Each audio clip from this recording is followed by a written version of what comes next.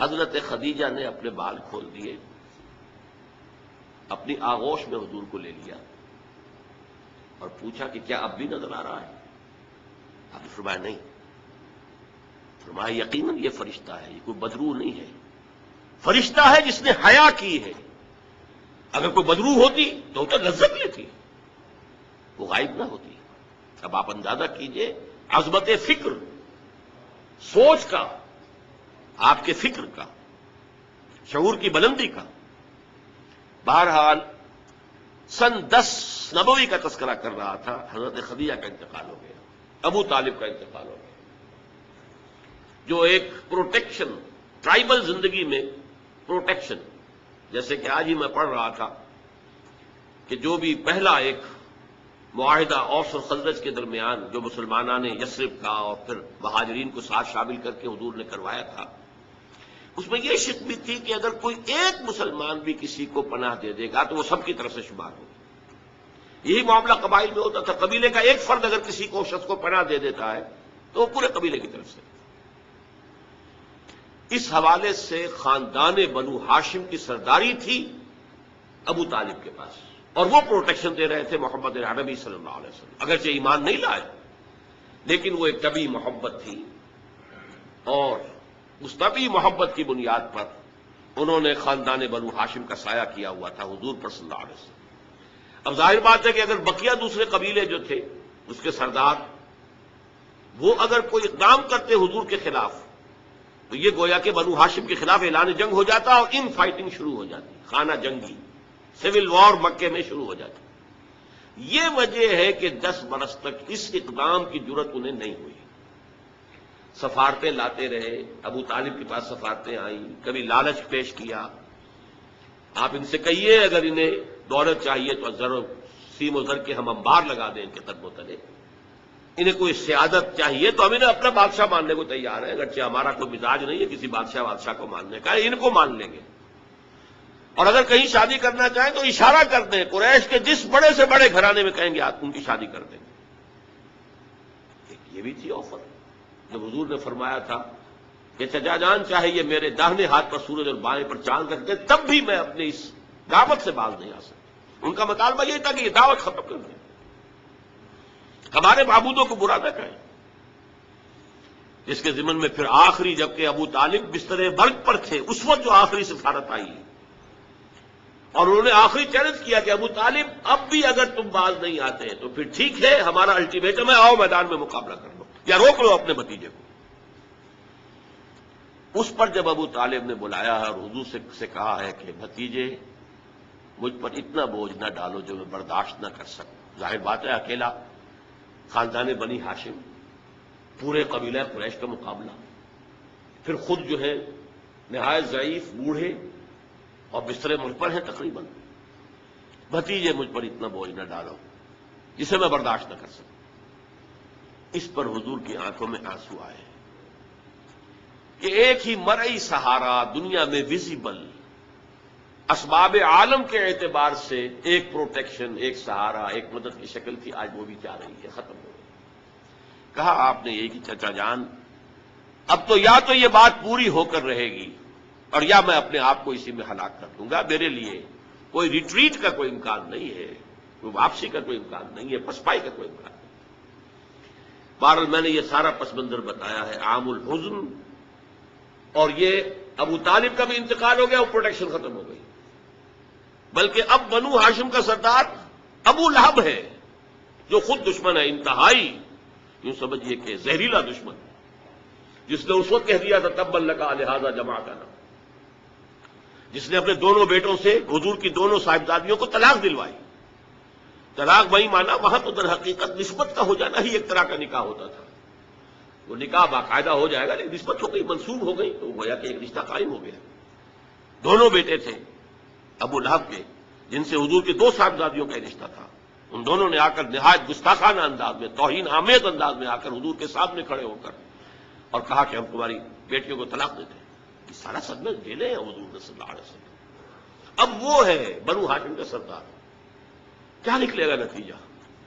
Protection ختم. اب تو جو بھی چاہیں گے وہ دارالندوہ میں فیصلہ کریں گے. لہذا آپ گئے طائف کی طرف. یہ حضور کی مکی زندگی کا اہم ترین واقعہ ہے. حالانکہ اس سے پہلے 3 برس کا آپ کا شیب بنی ہاشم کے اندر جو گھیراؤ رہا اور مقاطعہ رہا اور بائیکاٹ رہا، کھانے پینے کی چیزیں جو ہے روکی گئیں، بدترین قسم کی فاقہ جو ہے کشی کرنی پڑی پورے خاندان بنی ہاشم کو. حالانکہ وہ سب کے سب ایمان تو نہیں لائے تھے، لیکن اس جرم کی پاداش میں کہ بنو ہاشم محمد کا ساتھ نہیں چھوڑ رہے، لہذا اس پورے خاندان کو جو ہے اس کے ساتھ بائیکاٹ ہوگا. اور بائیکاٹ کے نتیجے میں بنو ہاشم کا پورا خاندان شیب بنی ہاشم میں، اور جس کو شیب ابی طالب بھی کہتے ہیں، 3 برس تک محصور رہا. کوئی چیز کھانے کے لیے نہیں. کوئی اللہ کا بندہ حکیم ابن حزام جیسی شخصیتیں، بنیادی طور پر نیک شخصیت، وہ کہیں پہاڑ کی چوٹی پر چڑھ کر نیچے اتر کر، ورنہ جو وادی ہے اس کے دونوں سروں کے اوپر پہرے ہیں، کوئی جا ہی نہیں سکتا اندر. اب پہاڑ کراس کرے اتر کے کوئی شہد دے آئے، اس لیے کہ وہ بہت قریبی عزیز تھے حضرت خدیجہ کے رضی اللہ تعالی عنہ، تو اپنی رشتہ داری کا بھی وہ کچھ لاج رکھتے تھے. کبھی لے آئے تو لے آئے، ورنہ وہ وقت بھی آیا ہے کہ بنو ہاشم کے پھول جیسے بچے بلک رہے ہیں، کھانے کو کچھ نہیں ہے، کچھ نہیں ہے سوائے اس کے کہ سوکھے چمڑے ابال کر ان کا پانی ان کے حلق پر ٹپکا دیا جاؤ، کچھ نہیں.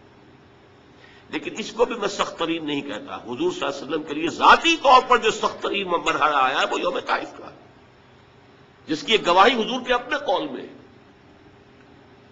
کہ حضرت عائشہ نے ایک مرتبہ پوچھا رضی اللہ تعالی عنہ کہ کیا آپ پر یوم احد سے بھی زیادہ کوئی سخت دن گزرا ہے؟ ان کے ہوش میں ظاہر بات ہے یوم احد حضور مجروح ہوئے، زخمی ہوئے، دندان مبارک شہید ہوئے، خون کا فوارہ چھوٹا، آپ پر بے ہوشی طاری ہوئی، آپ کی زبان مبارک سے ایک بددعا بھی نکل گئی. کیف یہدی اللہ قوما خضبوا وجہ نبیہم بالدم، اللہ اس قوم کو کیسے ہدایت دے گا جس نے اپنے نبی کے چہرے کو خون سے رنگین بنا دیا، خون سے رنگ دیا. پھر یہ کہ 70 صحابہ جو ہے شہید ہوئے، جن میں حضرت حمزہ جیسے بھی ہیں، آپ کے چچا بھی ہیں، آپ کے خالہ داد بھائی بھی ہیں، آپ کے دور شریک بھائی بھی ہیں، ساتھ کے کھیلے ہوئے ہمجولی بھی ہیں، اسد اللہ ہے، اسد الرسول ہی بھی ہے. اور ان کی لاش آئی ہے کہ ناک کٹی ہوئی، کان کٹے ہوئے، اور پیٹ چاک کر کے کلیجہ چبایا ہوا ہے. تو سخت ترین دن حضرت عائشہ کے نزدیک یوم احد تھا. حضور نے فرمایا نہیں، مجھ پر سخت ترین دن یوم طائف تھا. آپ مکے سے مایوس ہو کر طائف گئے ہیں، اور نوٹ کیجئے یہ واحد موقع ہے جہاں نظر آتا ہے کہ حضرت ابو بکر بھی حضور کے ساتھ نہیں ہے، ورنہ سائے کی طرح ساتھ رہنے والی شخصیت.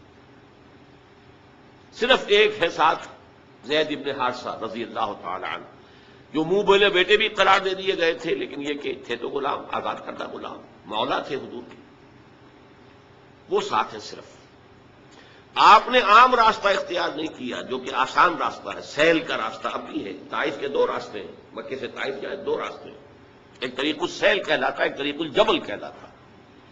پہاڑی راستہ جو ہے انتہائی دشوار گزار، انتہائی. آج بھی آپ جب جائیں وہاں پر تو معلوم ہوتا ہے کیسے ان لوگوں نے سڑک بنائی ہے، یہ نہایت دشوار گزار. لیکن اب تو بہرحال وہ بہت عمدہ سڑک بنی ہوئی ہے. حضور کے زمانے میں سڑک کہاں تھی؟ کس سختی کو جھیل کر اس طریق الجبل کو آپ نے اختیار کیا، اس لیے کہ عام جو رفت کا راستہ جہاں تھا وہاں تو خطرہ تھا کہ فوراً حملہ ہو جائے، کیونکہ غالباً دارالندوا میں یہ فیصلہ ہو چکا کہ اب قتل کر دو محمد کو، ختم ہوا، ابو طالب گیا. اب کوئی ہمیں اندیشہ نہیں ہے کہ کوئی ان فائٹنگ ہو جائے گی، کوئی جو ہے سول وار ہو جائے گی قریش میں. لہذا اس لیے آپ ایوائڈ کر رہے ہیں اس راستے کو جس پر آمد و رفت عام ہے.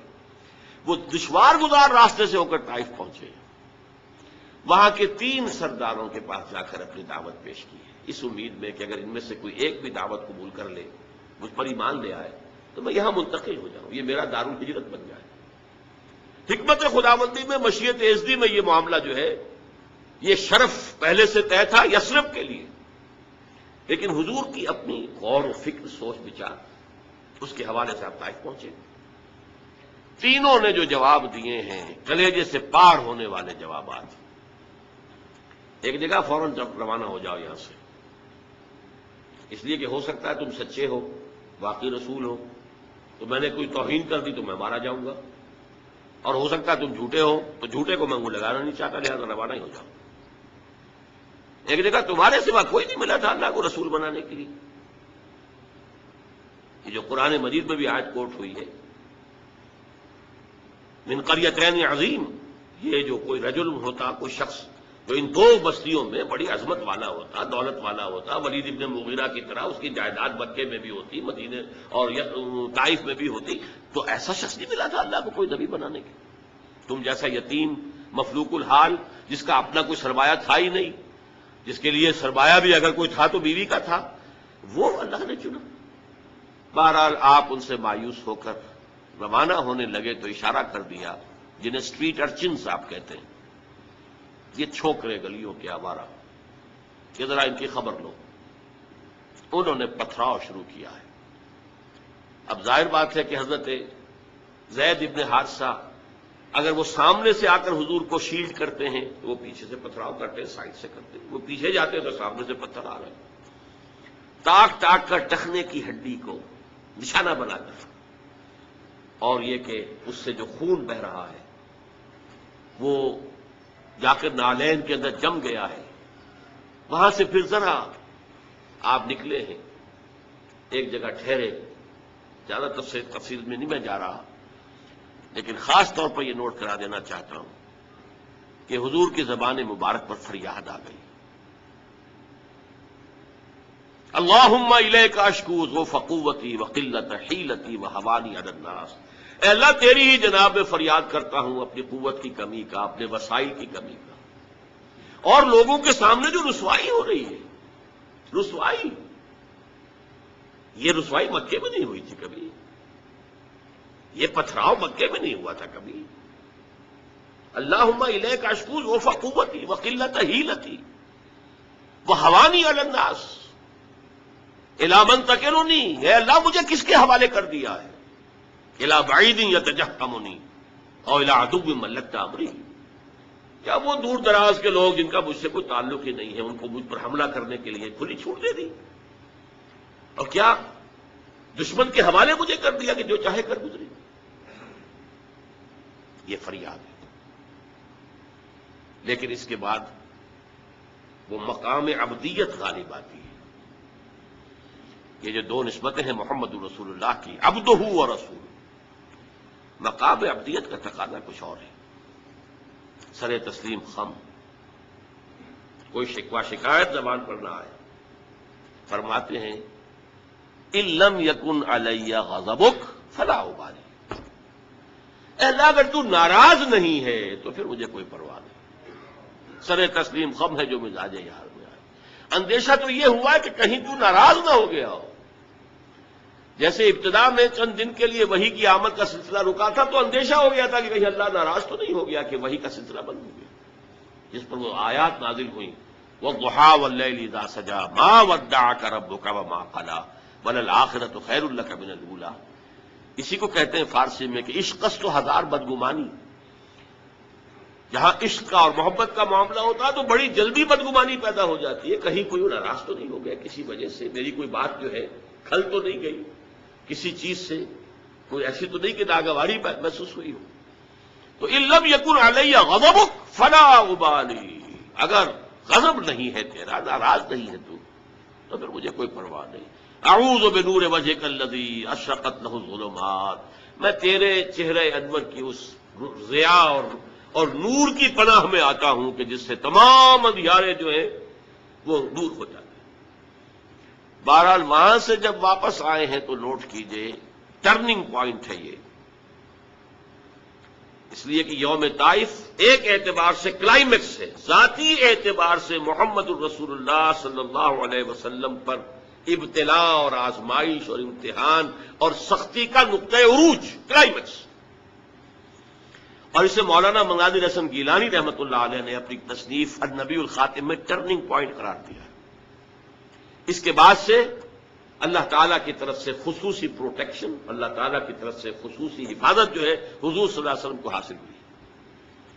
لیکن یہ کہ فوری طور پر طائف سے واپسی کے بعد معاملہ یہ ہوا ہے، عالم اسباب میں حضور کا معاملہ یہ تھا کہ آپ داخل نہیں ہو سکتے مکے میں. کیا کریں؟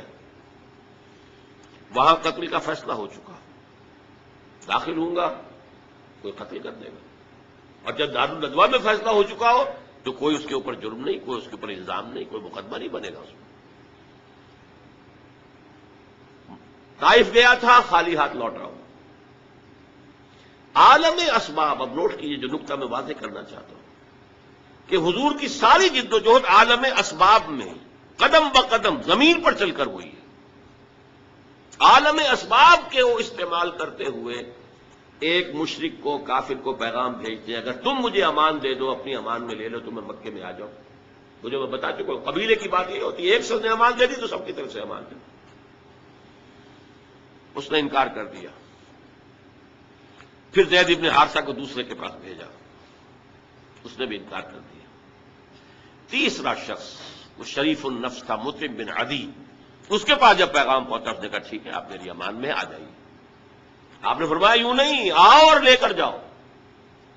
اس کی وجہ کیا ہے کہ میں اگر ایسے ہی مکے میں داخل ہو جاؤں، فوراً مجھ پر حملہ کر کے ختم کر دیں تو لوگ تو کہیں گے ہمیں کیا پتا تھا کہ مطعم بن عدی نے امان دی ہے، وی ڈڈنٹ نو اٹ۔ لہذا آؤ اور لے کر جاؤ۔ اس درجے اسباب جو ہے دنیاوی، یہ عالم اسباب ہے، اور یہاں جو جد و جہد کرنی ہے اس عالم اسباب کے اندر رہتے ہوئے کرنی ہے، ان اسباب کو بروئے کار لا کر کرنی ہے، انہیں استعمال کر کے کرنی ہے۔ لہذا آپ نے ایک مشرک کافر کی امان لینی قبول کی، اور پھر وہ مطعم بن عدی آیا ہے ہتھیار سجا کر، 6 بیٹے ساتھ لے کر، 6 بیٹے ہتھیاروں سمیت، اور کہتا ہوا میں نے محمد کو امان دی ہے، آج سے محمد میری امان میں، تب مکے میں داخل۔ یہی وجہ ہے کہ حضور کو اتنا پاس تھا اس کے اس احسان کا۔ غزوہ بدر میں جب 70 قیدی قریش کے حضور کے ہاتھ میں تھے، اسیران بدر، حضور نے فرمایا تھا کہ اگر آج مطعم بن عدی زندہ ہوتا اور وہ سفارش کرتا تو میں ان 70 کے 70 کو چھوڑ دیتا بغیر کسی فدیے کے۔ لیکن یہ کہ مطعم بن عدی کا اس دوران انتقال ہو چکا تھا، وہ اسی حالت کفر و شرک کے اندر بڑھ گیا۔ میں نے کچھ جھلکیاں آپ کو دکھائی ہیں۔ یہ 10 برس ہیں، حضور کا جو انقلابی جد و جہد کا عرصہ ہے وہ 20 برس کا ہے۔ عرب میں انقلاب کی تکمیل جو ہے سن 8 ہجری میں ہو گئی، مکہ فتح ہو گیا، طائف فتح ہو گیا، حنین میں فتح حاصل ہو چکی، عرب میں انقلاب ہو گیا۔ لہذا 12 برس مکے کے اور 8 برس مدینے کے شامل کر لیجئے، 20 برس ہیں۔ ان 20 کو 2 حصوں میں تقسیم کیجئے، 10 سال ادھر 10 سال ادھر۔ پہلے 10 سال کا حاصل یہ ہے جو میں نے آپ کے سامنے رکھ دیا کہ کل 125 یا 150 افراد ایمان لائے۔ آپ کی یہ حیثیت نہیں تھی کہ آپ مکے میں اپنے بل پر ان ہز اون رائٹ آپ قیام کر سکیں، لہذا آپ نے ایک کافر اور مشرک کی امان لی۔ یہ ہے 10 برس کی محنت شاقہ کا حاصل۔ اگلے 10 برس میں وہ انقلاب جس تیزی کے ساتھ مکمل ہوا ہے، اسی سال جبکہ طائف سے واپس آئے، حج کے ایام میں آپ پھر رہے ہیں مختلف وادیوں میں جہاں حاجی ٹھہرے ہوئے ہیں۔ یثرب کے 6 حاجی آپ کو مل گئے، ان کے سامنے آپ نے اپنی دعوت رکھی۔ وہ خزرج کے قبیلے سے تھے۔ مدینے میں یہودی چونکہ یہ کہا کرتے تھے کہ نبی آخری زمان کا ظہور ہونے والا ہے، ان قریب جو ہے آخری نبی کا ظہور ہوگا، اور جب ان کے جھگڑے ہوتے تھے اوس اور خزرج سے، یہودیوں کے، اور مار کھاتے تھے ان سے، جیسے بنیے اگر ان کا کوئی جھگڑا ہو جاتا تھا گاؤں میں تو ظاہر بات ہے مار تو ان کا مقدر تھی، ایسے ہی وہ مار کھاتے تھے، لیکن کہتے تھے کہ ابھی تو تم ہمیں دبا لیتے ہو، لیکن دیکھو نبی آخر الزمان کے ظہور کا وقت قریب ہے، جب ہم ان کے ساتھ ہو کر تم سے لڑیں گے تو تم ہمیں شکست نہیں دے سکو گے۔ یہ کانوں میں ان کے باتیں پڑی ہوئی تھیں۔ لہذا جب حضور نے اپنی دعوت پیش کی، انہوں نے کنکھیوں سے ایک دوسرے کو دیکھا، معلوم ہوتا ہے یہ وہی نبی ہیں جن کا ذکر یہود کرتے ہیں، تو اس سے پہلے کہ یہودی ان پر ایمان لے آئے تم ایمان لے آؤ۔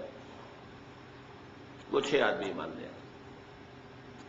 اگلے سال انہوں نے چھوٹی بہت جو بھی دعوت دی ہوگی اس کے نتیجے میں 12 آ گئے۔ اب انہوں نے کہا کہ ہمیں کوئی مبلغ دیجئے، کوئی معلم دیجئے، مقری دیجئے جو قرآن ہمیں پڑھائے۔ آپ سے تو ہماری ملاقات اب 1 سال بعد ہوگی، اس لیے کہ عرب میں سفر کرنا کوئی آسان کام تھا، ہر وقت خطرہ قتل و غارت کا، قافلے لٹ رہے پٹ رہے، تو وہ تو جو اشہر حرم ہوتے تھے، حج کے مہینے، ان میں امن و امان ہوتا تھا، کوئی کسی کو تنگ نہیں کرتا تھا، کوئی قتل و غارت کری نہیں، تو اگلے سال ملاقات ہوگی۔ تو آپ ہمیں دیجئے کوئی مقری پڑھانے والا، قرائے نام قرائے فال بنا میں من دیوانہ زدن حضرت مصعب بن عمیر کو حضور نے معین کیا، وہ سب جاؤ۔ وہ چلے گئے، کچھ عرصے کے بعد ایک اور کو بھیج دیا، حضرت عبداللہ ابن ام مکتوم نابینا صحابی۔ ان دو نے وہاں جا کر 1 سال میں جو دعوت اور تبلیغ کا کام کیا، قرآن پڑھایا لوگوں کو۔ حضرت مصعب کا نام ہی پڑ گیا المقری، جا المقری، وہ آیا استاذ پڑھانے والا۔ اس کے نتیجے میں اگلے سال 75 افراد آ گئے اور بیعت عقبہ ثانیہ ہو گئی، جس کے نتیجے میں ہجرت کا راستہ کھل گیا یثرب کی طرف۔ اوس اور خزرج کے بڑے بڑے لوگ موجود تھے ان دونوں اس 75 افراد کے اندر، تو معلوم ہوا کہ دونوں قبائل نے گویا کہ بحثیت مجموعی اسلام کی طرف پیش قدمی کر لی ہے۔ لہذا اللہ تعالیٰ کی وہ مشیت اس طور سے پوری ہوئی کہ پھر ہجرت ہوئی مدینے کی، اور یہ کہ پہلے حضور نے بقیہ صحابہ کو اجازت دے دی، خود منتظر رہے جب تک کہ ایکسپریس پرمیشن نہ آ جائے اللہ کی طرف سے۔ اس کے ضمن میں بھی ایک واقعہ ضرور سنا دینا چاہتا ہوں۔ حضرت ابوبکر حضور کے ساتھ سفر کے لیے بالکل تیار، پوچھ رہے ہیں حضور اجازت آ گئی؟ نہیں، ابھی نہیں آئی۔ اگلے روز پھر آئی اجازت؟ نہیں آئی۔ حضرت عائشہ فرماتی ہیں ایک دن عجیب ہم نے دیکھا، دوپہر کے وقت اپنے چہرے اور سر کے اوپر کپڑا آپ نے اوڑھا ہوا ہے پوری طریقے سے، بہت غیر معمولی بات، دوپہر میں عرب میں کسی کے ہاں جانا اور وزٹ کرنا جو ہے یہ نہ آج جو ہے کوئی پسندیدہ بات ہے، نہ پہلے کبھی تھی، یہ قیلولے کا وقت ہے۔ حضرت عائشہ کہتی ہیں ہم حیران ہوئے کہ حضور چلے آ رہے ہیں۔ اب آ کر آپ نے پہلی بات یہ فرمائی کہ ابوبکر اجازت آ گئی ہے ہجرت کی۔ حضرت ابوبکر بہت خوش ہوئے، انہوں نے اپنے طور پر 2 اونٹنیاں تیار کی ہوئی تھی، کھلا پلا کے خوب فربا بوٹا کیا ہوا تھا تاکہ تیز دوڑیں اور سفر ہجرت میں وہ اونٹنیاں کام آئیں، ایک اپنے لیے ایک حضور کے لیے صلی اللہ علیہ وسلم۔ تو انہوں نے خوشی کے انداز میں کہ اب شاباش ملے گی کہ تم نے واقعتاً تیاری کی، اہتمام کیا، تو عرض کیا کہ حضور میں نے یہ 2 اونٹیاں تیار کر رکھی، ذرا سا توقف فرمایا، ٹھیک ہے ایک میں استعمال کروں گا لیکن میں اس کی قیمت ادا کروں گا۔ رو پڑے حضرت ابوبکر کہ حضور مجھ سے بھی یہ مغایرت، لیکن یہ تھی غیرت محمد رسول اللہ صلی اللہ علیہ وسلم۔ بہرحال وہ سفر ہوا، اور اس کے بعد پھر آپ کی اس جد و جہد کا دوسرا دور شروع ہو گیا۔ میرے لیے یہ ممکن نہیں ہے کہ اس پورے انقلابی عمل کو یہاں بیان کروں۔ اس مکی دور میں دعوت، تربیت اور تزکیہ، تنظیم اور صبر محض 4 چیزیں بیک وقت چلی ہیں۔ صبر محض کیا تھا کہ اس دور میں یہ تیاری کا دور ہے، جب تک کہ ہمارے پاس اتنی طاقت نہیں ہے کہ کفر کے سامنے آمنے سامنے کھڑے ہو کر مقابلہ کریں، اس وقت تک اگر تم پر کوئی زیادتی کی جائے تو جھیلو اور برداشت کرو اور صبر کرو، کوئی جوابی کارروائی نہ کرو۔ یہ انتہائی سمجھیے کہ کروشل تھا معاملہ حضور کی کامیابی کا اور حضور کی دور اندیشی کا، معاملہ فہمی کا۔ قرآن مجید میں وحی جلی میں کوئی ایسا حکم نہیں آیا تھا، وہ تو حکم جو ہے اس کا تذکرہ آتا ہے سورہ نساء کے اندر کہ ایک وقت تھا جبکہ تم سے کہا گیا تھا کہ کفو ایدیکم، اپنے ہاتھ بندھے رکھو۔ اس وقت تو کچھ لوگ کہتے تھے کہ ہمیں جنگ کی اجازت ملنی چاہیے، اب آج جبکہ جنگ فرض کر دی گئی ہے کچھ لوگ ہیں کہ جو اسے نہیں کترا رہے ہیں۔ وہاں یہ ذکر سورہ نساء میں آیا ہے، مکی صورتوں میں کہیں اس کا ذکر نہیں۔ اب یہ بھی ممکن ہے کہ وحی خفی کے ذریعے سے اللہ نے یہ حکم دیا ہو، حضور پر صرف وحی جلی نہیں آتی تھی، وحی خفی بھی آتی تھی، لیکن اس سے زیادہ قرین قیاس یہ کہ حضور کا اپنا تدبر تھا، حضور کی اپنی تدبیر تھی، حضور کی اپنی سوچی سمجھی رائے تھی کہ کوئی انقلابی جماعت جبکہ ابھی وہ تھوڑی ہے، تعداد میں کم ہے، قوت میں کمی ہے، اگر وہ وائلنٹ ہو جائے تو کچل دی جائے گی. وہ وائلنٹ نہیں ہے تب بھی ستائے جا رہے ہیں, مارے جا رہے ہیں, انہیں گھروں میں بند کیا جا رہا ہے, ان کو بھوکا رکھا جا رہا ہے, غلاموں کے اوپر تشدد کیا جا رہا ہے. 2 حضرات کو تو شہید بھی کر دیا گیا, حضرت سمیہ اور حضرت یاسر رضی اللہ تعالی عنہما, میاں بیوی. لیکن یہ کہ جب اس حالت میں یہ کر رہے ہیں جبکہ ہماری طرف سے کوئی جوابی کارروائی نہیں, کوئی ریٹیلیشن نہیں, اگر کہیں کوئی جوابی کارروائی ہو جائے تو پورا جواز مل جائے گا انہیں کہ وہ ہمیں کرش کر کے رکھتے ہیں. یہ انتہائی حکیمانہ فعل, انتہائی مدبرانہ انداز. We have to buy time, ابھی تو ہمیں وقت چاہیے کہ ہم اپنی دعوت و تربیت کے ذریعے سے اپنے بیس کو, اپنی طاقت کو وسیع کریں, مضبوط کریں, مستحکم کریں. جس کو علامہ اقبال نے کہا ہے کہ با نشہ درویشی در ساز و دمادم زن, درویشی کا انداز اختیار کرو, اس سے موافقت اختیار کر لو اور پھر اس پر لگے رہو لگے رہو لگے رہو, کوشش کرتے رہو. آخر دعوت و تبلیغ بھی تو درویشی ہوتی ہے. پھر یہ کہ درویش کو اگر آپ نے تھپڑ مار دیا تو وہ جواب میں آپ کو تھپڑ نہیں مارے گا, یہی درویشی ہے. بدھ مت کے بھکشو ہیں, ظاہر بات ہے کہ ان کے آپ کو خلاف اقدام بھی کریں گے, وہ جوابی کارروائی نہیں کریں گے. تو دعوت و تبلیغ, تربیت و تزکیہ, تنظیم اور صبر محض, no retaliation, no raising of hands even in self defence, چاہے تمہارے ٹکڑے اڑا دیں. حضرت خباب بن الارض سے کہا گیا اتارو کرتا, اتار دیا. دیکھتے ہوئے انگارے زمین میں بچھا رکھے ہیں پہلے ان کی نگاہوں کے سامنے, لیٹ جاؤ, لیٹ گئے.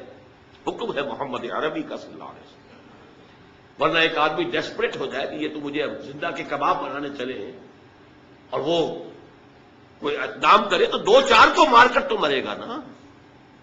ڈیسپریٹ آدمی. بلی کو بھی اگر آپ کارنر کر لیں اور اسے محسوس ہو کہ اب اس نے میرے لیے کوئی راستہ نہیں چھوڑا ہے بھاگنے کا, وہ آپ پر حملہ آور ہو جائے گی. بلی تو ایک انسان, اسے یہ معلوم ہو جائے کہ یہ تو مجھے بھوننے لگے زندہ کو, تو وہ اگر کوئی کارروائی کرے گا تو 1-2 کو تو مار کر مرے گا نا. لیکن نہیں, اجازت نہیں. تو یہ جو 12 برس ہیں مکے کے, یہ دعوت و تبلیغ, تربیت و تزکیہ, تنظیم, جس کا کلائمیکس ہے بیعت عقبہ ثانیہ, جس میں کہ حضور نے عہد لیا, بایعنا رسول اللہ صلی اللہ علیہ وسلم علی السمع والطاعۃ فی العسر والیسر والمنشط والمکرہ وعلی عثرۃ علینا وعلی لا ننازع الامر اہلہ وعلی ان نقول بالحق اینما کنا لا نخاف فی اللہ لومۃ لائم. ہم نے بیعت کی تھی اللہ کے رسول سے کہ آپ کا ہر حکم سنیں گے اور مانیں گے, اطاعت کریں گے, خواہ مشکل ہو خواہ آسان ہو, خواہ طبیعتیں آمادہ ہو خواہ ہمیں اپنی طبیعتوں پر جبر کرنا پڑے, خواہ آپ دوسروں کو ہم پر ترجیح دے دیں, اور جنہیں بھی آپ امیر بنائیں گے, ذمہ دار بنائیں گے, ان سے بھی جھگڑیں گے نہیں, ان سے تعاون کریں گے, اور جہاں بھی کہیں ہوں گے حق بات اور صحیح مشورہ ضرور پیش کر دیں گے. یہ بیعت تھی, اس کی بنیاد پر ایک عظیم تنظیم وجود میں آئی. اور یہ صبر محض, یہ 4 مراحل تھے اس عمر کے, اس انقلابی جد و جہد کے, جو مکے میں پورے ہو گئے. مدینے میں آ کر اب میں بہت اختصار سے چند باتیں صرف عرض کروں گا, کافی وقت ہو چکا ہے. 6 مہینے آپ نے لیے 3 کاموں کے لیے, جس کو کہیں گے ہم انٹرنل کنسالیڈیشن. مسجد نبوی کی تعمیر جو ایک مرکز بن گیا, اب یہ دار الندوہ بھی ہے, دار المشاورہ بھی ہے, یہ دار العبادہ بھی ہے, دار الصلاۃ بھی ہے, یہی دار التعلیم بھی ہے, یہی دار التزکیہ بھی ہے, دار الاحسان بھی ہے.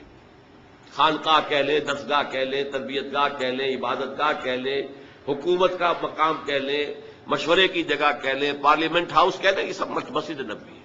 ایک مرکز وجود میں آ گیا. نمبر 2, انصار اور مہاجرین کو بھائی بھائی بنانا, تاکہ یہ 2 حصے, ہماری جماعت, اسلامی جماعت کے 2 حصے مربوط ہو جائیں. نمبر 3, یہودیوں کے ساتھ بھی ایک معاہدہ کر کے انہیں جکڑ لینا, جوائنٹ ڈیفنس آف مدینہ, کہ اگر مدینے پر باہر سے حملہ ہوا تو سب مل کر دفاع کریں. یہ تھی آپ کی. اور یہاں میں آپ کو بتا دوں, ٹوائنبی نے ایک بڑا زہر بھرا جملہ کہا تھا حضور کے بارے میں, محمد failed as a prophet but succeeded as a statesman. محمد نبی کی حیثیت سے تو ناکام ہو گئے, مکے میں جو نقشہ تھا, دعوت ہے, تبلیغ ہے, تربیت ہے, تزکیہ ہے, صبر ہے, یہ تو تھا وہ واقعی جو نبی کام کیا کرتے تھے. وہی جو حضرت عیسیٰ نے 3 سال کیا وہی کام تھا نا یہ. بٹ دیر ہی فیلڈ، ناکام ہو گئے، بھاگے وہاں سے. ان کا کہنا یہ ہے، یہ فلائٹ ٹو مدینہ کہتے ہیں، فرار، مدینے کی طرف فرار. یہ فرار نہیں تھا. یہ جیسے آلٹرنیٹ بیس کی تلاش میں آپ گئے تھے طائف، مشیت ازدی کچھ اور تھی، یہ آلٹرنیٹ بیس تھا جو مدینے کی شکل میں اللہ نے عطا کیا اپنی جد و جہد کو لانچ کرنے کے لیے، اپنے آفینسو کے لیے بیس وہ مدینہ عطا کیا. تو جو پروفیسر منٹگمری واٹ ہے، جس کو کہ ایک مرتبہ ضیاء الحق صاحب نے یہاں پہ خاص طور پر بلایا تھا، برطانوی پروفیسر ہے، اس نے سیرت النبی پر 2 کتابیں لکھی ہیں، محمد at Mecca, Muhammad at Medina. اور ان دونوں کتابوں کے اندر حضور کی شخصیت کے متضاد پہلوؤں کو نمایاں کیا ہے. مکے والا محمد کچھ اور ہے، مدینے والا اور ہے. مکے والا محمد تو واقعی داعی ہے، مبلغ ہے، مربی ہے، مزکی ہے، درویش ہے، وہ تو واقعی نبیوں والا نقشہ ہے جیسے نبی ہوتے تھے. مدینے والا محمد تو سٹیٹس مین ہے، سیاستدان ہے، سپہ سالار ہے، یہ تو ہے ہی دوسری شخصیت بالکل. لیکن یہ کہ جو بھی اس نے شرارت کی ہے ان 2 کتابوں کو علیحدہ علیحدہ اور اس کے تضاد کو نمایاں کرنے کے لیے، اس سے قطع نظر محمد المدینہ میں اس نے حضور کے لیے مدح کے، تعریف کے جتنے سپرلیٹوز ہیں سب جمع کر دیے جو انگریزی زبان میں ہو سکتے تھے. آپ کی دور اندیشی، آپ کی معاملہ فہمی، آپ کی ہر نئی صورتحال کے بارے میں صحیح اقدام کی صلاحیت، آپ کی انسان شناسی، انسان کو سمجھ لینا اور ہر انسان سے اس کی سطح پر بات کر سکنا، ہر انسان سے اس کی صلاحیت اور استعداد کے مطابق کام لے لینا. یہ انسان شناسی اگر نہ ہو تو دنیا میں آپ کامیاب نہیں ہو سکتے. موقع شناسی، تدبر، سیاست، آپ کی اسٹیٹس مین شپ، اس کے لیے سارے سپرلیٹوز جتنے بھی ممکن ہے وہ جمع کر دیے ہیں. اسی لیے دھوکہ کھاتا ہے مسلمان کہ یہ محمد صلی اللہ علیہ وسلم کی تعریف کر رہا ہے، حالانکہ وہ کنٹراسٹ دکھا رہا ہے کہ یہ ہے آپ کے اوصاف بحیثیت سیاستدان اور اسٹیٹس مین کے. بحیثیت نبی تو وہ ناکام ہو گئے، مدینے سے، مکے سے بھاگ کر مدینے میں پناہ لینی پڑی. تو یہ زہر گھولا ہوا اس نے. لیکن میں نے اس لیے بتایا کہ واقعتاً یہ میثاق مدینہ شاہکار تھا محمد الرسول اللہ کی معاملہ فہمی، دور اندیشی اور سیاست کو سمجھنے کا. ان 3 قبیلوں کو جکڑ لیا ہے میثاق مدینہ میں، جوائنٹ ڈیفنس آف مدینہ. یہ دوسری بات ہے. بعد میں وہ ایک کر کے اس سے غداری کے مرتکب ہوتے رہے، لیکن ظاہر بات ہے جب غداری بھی کرتے تھے تو رک کر، چھپ کر، کھلے عام ان کو یہ ہے، ظاہر بات ہے کہ معاہدہ کیا ہوا ہے، جکڑے ہوئے اس میں، کھلے عام جو ہے اپنی ان سرگرمیوں کی انہیں ضرورت نہیں ہوئی. در پردہ سازشیں کرتے رہے، مکے والوں کو ابھارا، کسی اور کے لیے کیا، اپنی امداد کا وعدہ کیا، پھر جو بھی خلاف ورزیاں ہوئیں تو ایک کر کے مدینے سے نکالے بھی گئے. بنو قینقاع، پھر بنو نذیر اور پھر بنو قریظہ، تینوں کے تینوں. بہرحال 6 مہینے حضور نے لیے ان 3 کاموں کے لیے. 7ویں مہینے سے آپ نے چھوٹے چھوٹے دستے اب بھیجنے شروع کر دیے مکے کی طرف. چیلنجنگ، اب یہ انداز ہے چیلنج کا. اب یہ ایکٹیو ریزسٹنس، باطل کو چیلنج دینے کا انداز. یہ 8 مہمیں ہیں بدر سے پہلے. بدقسمتی سے سیرت کی کچھ وہ کتابیں جو انگریزی دور میں لکھی گئیں ان میں ان کو پلے ڈاؤن کیا گیا ہے، چھپایا گیا ہے، یہاں تک کہ علامہ شبلی نے بھی ان کو چھپایا ہے. اس کی وجہ کیا ہے کہ اس سے ثابت ہوتا ہے کہ ہجرت کے بعد جنگ کا آغاز محمد کی طرف سے ہوا صلی اللہ علیہ وسلم، قریش مکہ کی طرف سے نہیں ہوا. اور یہ وہ بات تھی کہ جو اس دور میں جب کہ ہمارے اوپر یہ تنقید ہوتی تھی کہ اسلام تو تلوار سے پھیلا ہے اور یہ تو بوئے خون آتی ہے اس قوم کے افسانوں سے، یہ تو خونی لوگ ہیں، جنونی لوگ ہیں، یہ تو آپ دلیل سے بات نہیں کرتے، طاقت سے بات کرتے. یہ چونکہ مسلسل پروپیگنڈا ویسٹ کی طرف سے ہو رہا تھا تو ہمارا انداز ہو گیا تھا اپولوجیٹک. نہیں جناب، حضور نے تو جنگ جو کی دفاعی کی ہے صرف، وہ تو انہوں نے آغاز کر دیا تھا تو آپ نے دفاع کیا. یہ حالانکہ 100% غلط ہے. اس کی وجہ کیا ہے؟ حضور کو اللہ نے بھیجا تھا دین کو غالب کرنے کے لیے. آپ مکے سے مدینے آ کر وہاں کی جو نخلستانوں کی ٹھنڈی چھاؤں میں آرام کرنے تو نہیں آئے تھے صلی اللہ علیہ وسلم. وہ تو تھا اپنی اس جد و جہد کے اگلے مرحلے کو، اس کے آفینسو کو لانچ کرنے کے لیے ایک بیس ہے جو اللہ نے عطا کیا ہے. آپ تو زیادہ سے زیادہ وہ 6 مہینے ویٹ کر سکتے تھے تاکہ وہاں اپنی پوزیشن کو مستحکم کر لیں. اس سے زیادہ جو ہے آپ کے لیے ممکن نہیں تھا، لہذا آپ نے آغاز کیا. سلسلہ آپ کی جانب سے شروع ہوا ہے. 8 مہمیں بدر سے پہلے ہیں جن میں 4 میں حضور خود بھی شریک ہوئے، لہذا وہ غزوات کہلائیں گے، اور 4 وہ تھے جن میں حضور نہیں گئے تو وہ سرایا کہلاتے. اب اس کی تفصیل میں نہیں جا سکتا اس وقت، لیکن ان مہموں کا مقصد کیا تھا؟ ایک لفظ پہلے استعمال کر چکا ہوں، قریش کو چیلنج کرنا. اب 2 لفظ اور سمجھ لیجئے. اکنامک بلاکیڈ آف مکہ، کیونکہ ان کا سارا جو معاملہ تھا معاش کا، وہ جو تجارتی قافلے جاتے تھے، شمال کی طرف قافلہ جاتا تھا، شام کی طرف وہ بدر سے ہو کر گزرتا تھا. بدر ظاہر بات ہے مکے سے 80 میل کے فاصلے پر ہے، اور مدینے سے اور مکے سے 200 میل کے فاصلے پر ہے. لہذا یہ زد میں تھا مسلمانوں کی. ادھر جو قافلہ جاتا تھا یمن کی طرف، وہ نخلا سے ہو کر گزرتا تھا، حالانکہ وہ تو مدینے سے اور بھی زیادہ دور ہے، مکے سے بھی زیادہ دور، مکے سے جنوب مشرق کی طرف جا رہے ہیں. وہاں بھی آپ نے ایک مہم بھیج دی، نخلا کے اندر بھی مہم بھیج دی. مقصد کیا تھا کہ قریش کو یہ بتا دینا کہ اب تمہاری لائف لائن ہمارے ہاتھ میں ہے. اس کو کہتے ہیں جدید اصطلاح میں economic blockade of Mecca. Number 2 دوسری اصطلاح پولیٹیکل آئسولیشن آف قریش. حضور خود جہاں بھی گئے ان 4 مہموں کے دوران، تو وہاں کے جو علاقائی قبائل تھے ان سے آپ نے معاہدے کر لیے. یا تو وہ پہلے الائی تھے قریش کے، اب ہو گئے حضور کے، یا یہ کہ انہوں نے نیوٹرلٹی کا معاملہ کیا کہ ہم نہ آپ کا ساتھ دیں گے قریش کے خلاف، نہ قریش کی مدد کریں گے آپ کے خلاف. لیکن دونوں کا نتیجہ کیا نکلا؟ Zone of political influence of Quraysh was diminishing and zone of political influence of Muhammad صلی اللہ علیہ وسلم واز انکریزنگ.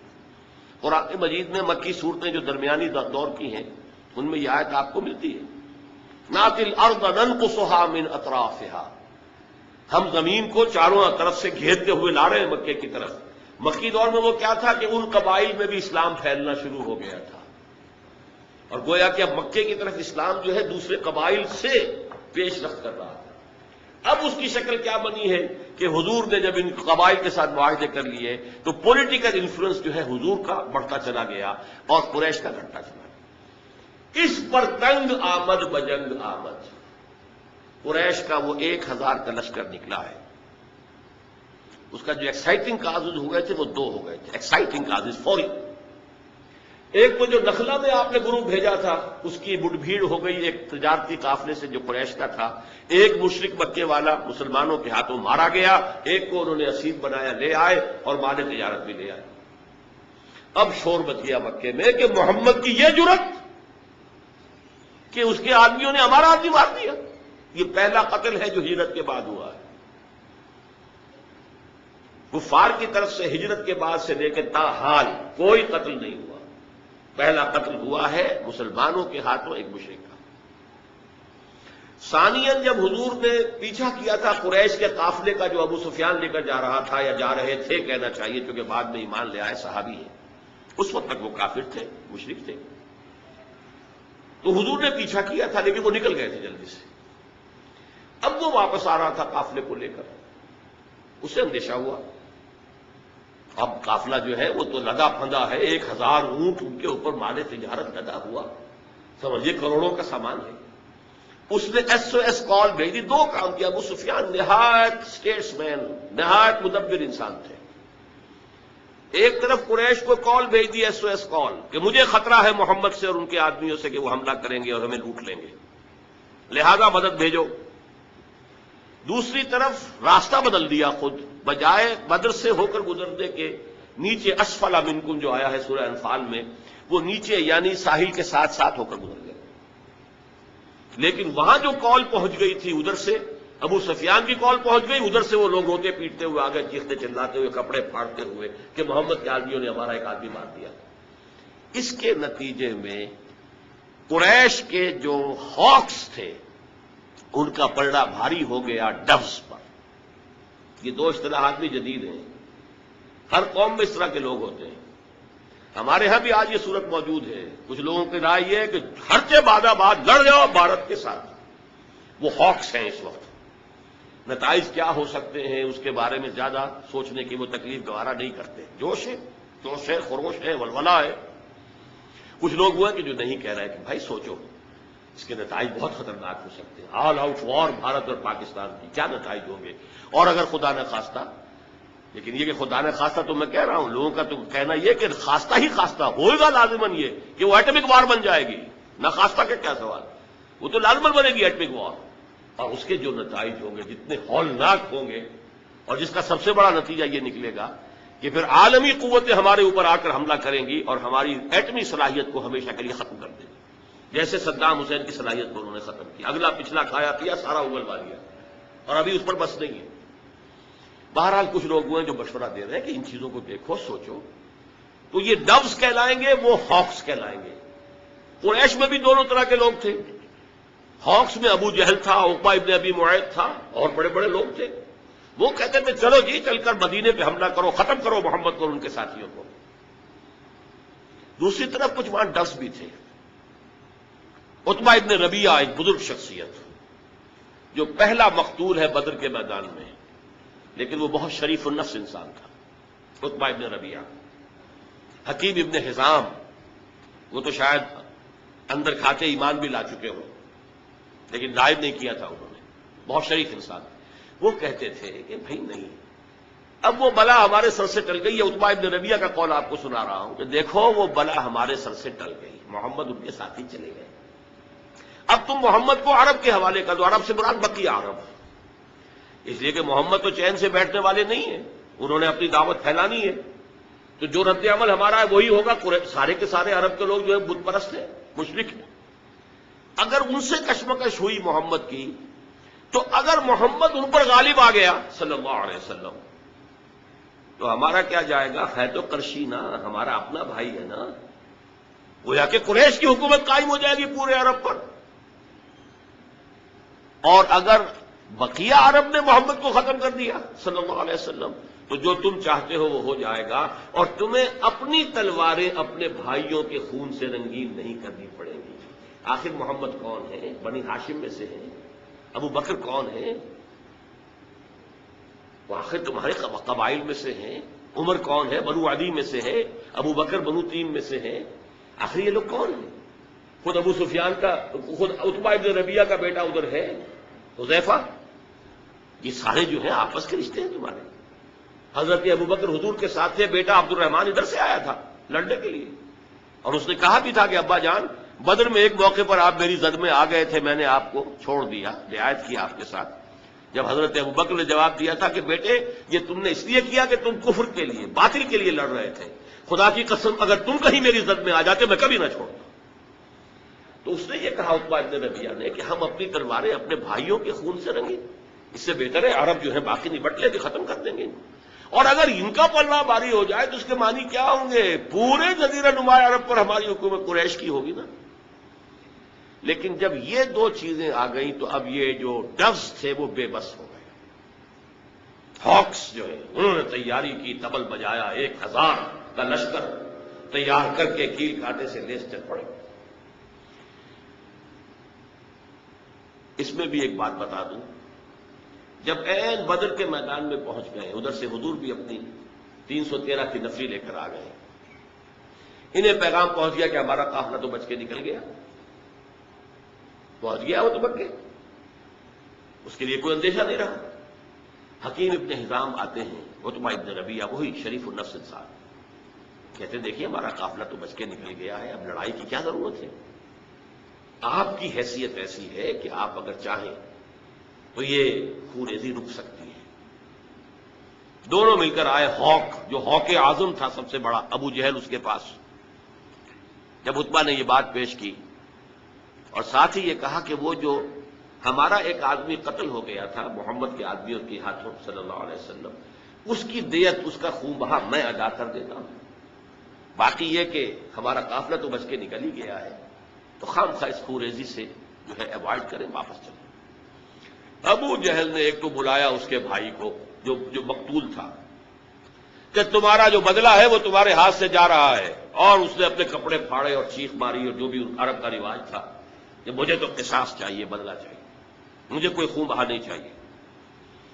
اور پھر تانا دیا اس نے کہ عتبہ، شاید تم پر بزدلی طاری ہو گئی کہ تمہارا اپنا بیٹا حذیفہ جو ہے وہ سامنے مقابلے میں ہے۔ اب یہ بہت بڑا تانا تھا عرب کے لیے، شریف النفس اور شریف النسب جو ہے۔ اس نے کہا اچھا اب یہ کل معلوم ہوگا کہ کون بزدل ہے اور کون بہادر ہے۔ چنانچہ اگلے دن سب سے پہلے عتبہ میدان میں آیا ہے، اپنے بھائی کو لے کر، شیبہ کو، اپنے بیٹے ولید کو لے کر۔ مبارزت ہوئی۔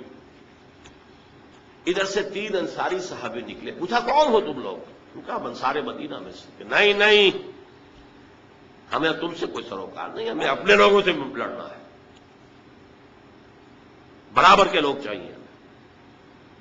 اس پر پھر حضرت حذیفہ نکلنے لگے اپنے باپ کے مقابلے کے لیے، تو حضور نے روک دیا اشارہ کر دیا۔ پھر حضرت علی، حضرت حمزہ اور حضرت عبیدہ، یہ 3 افراد نکلے، عبیدہ ابن حارث، اور پہلا قتل حضرت